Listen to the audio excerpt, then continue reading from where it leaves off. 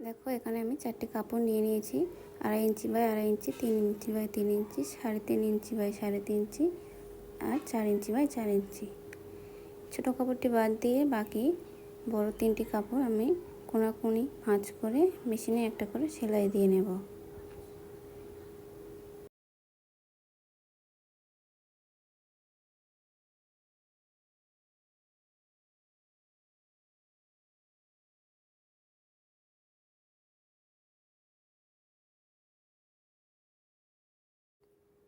তারপর বড় থেকে ছোট আমি একটা একটা করে ওপরের উপর দিয়ে সাজিয়ে নিয়ে উপর থেকে আর একটা মেশিনে সেলাই দিয়ে নেব।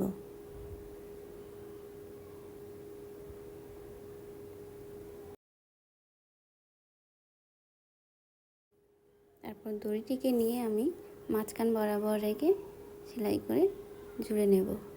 তারপর একটা হাত সুই নিয়ে কোণ থেকে সেলাই করে করে পুরোটা হালকা করে টেনে আমি কুঁচি মতো দিয়ে ভালোভাবে জুড়ে নেব।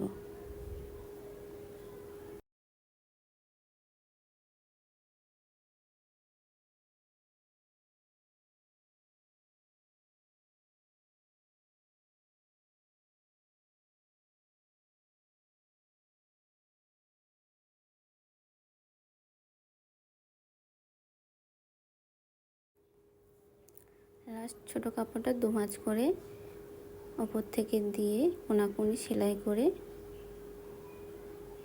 তারপর আমি উল্টে নেব।